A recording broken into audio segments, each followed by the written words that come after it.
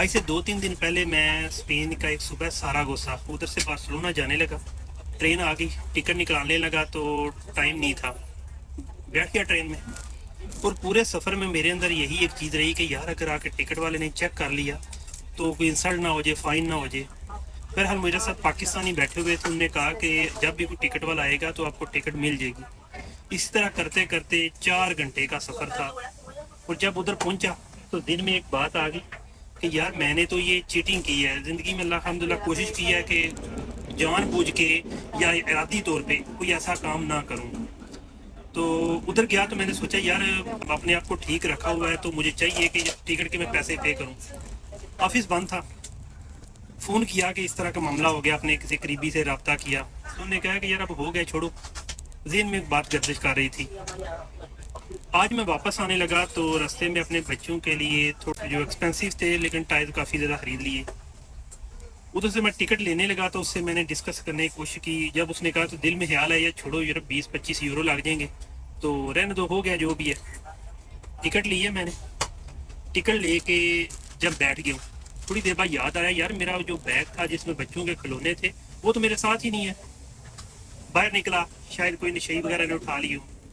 साथ ही ना भूख लगी तो मैं एक 300-400 मीटर जाके आगे जाके एक पाकिस्तानी है उसके बाद डोनर खाने चला गया। तो दिल में ख्याल था कि अगर जो मैंने बुरा किया है ना उसकी शायद मुझे सज़ा मिली है। वो सज़ा भी ऐसी कि जो बच्चों के लिए आप कोई चीज़ बाई करते हो और वो गुम जाए तो फिर पैसों की नहीं फिक्र होती, जो तकलीफ होती है कि जिस चाह से आपने अपने बच्चों के लिए चीज़ खरीदी होती है। दिन में ख्याल आया कि अब मैं स्टेशन पे जाके ये जो है ना मैं पैसे जो चीटिंग की है, क्योंकि ऐसे मालिक मैंने सुना है कि जो बंदा इस तरह करता है ना वो दे के ही जाता है, कहीं बचते भी जाते होंगे। बहरहाल जब मैं उधर गया तो उधर जाके मैंने पूछा कि यार मैंने कोई डिस्कस करनी है। उन्होंने कहा कि वो इन्फॉर्मेशन दफ्तर है उधर जाऊँ।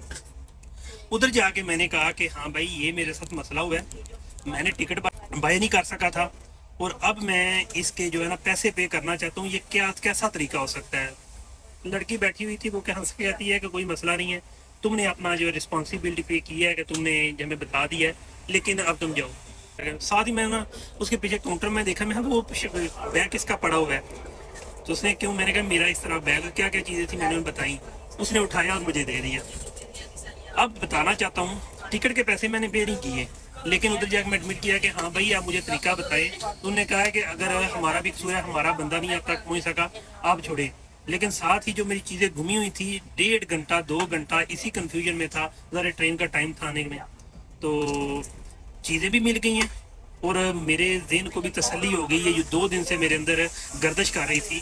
बस यही कहना चाहूँगा कि अगर आप कहीं भी सफ़र करते हैं या जो भी करते हैं, कभी किसी का हक ना खाओ, बेशक वो किसी कंट्री का है, मुल्क का है या किसी शख्सियत का है, क्योंकि वक्त के साथ साथ सब कुछ आपके सामने आ जाता है। आप अगर किसी का हक खाओगे ना तो एक वक्त आएगा कि वो आपका किसी न तरीके फैमिली प्रॉब्लम में, लड़ाई में, भाइयों की फैमिली लड़ाइयों में, या बच्चों के साथ, बच्चों को जो आप जब रिजक लाना है तो कोई ना कोई तरीके से आपके सामने आ जाएगा। बहरहाल मेरे लिए ये 2 दिन बहुत ही मुश्किल थे कि मैंने एक टिकट बाय नहीं किया और जब बैठा नीयत नहीं थी मेरी, लेकिन आगे बंदा नहीं आया, आगे आया। उसके बाद मैं था कि यार इस तरह मैं कैसे पे करूं। मैं इससे पहले भी यूरोप रह गया हूँ 6-7 साल। मैं कोशिश की है कि ऐसा मैं कोई काम ना करूं।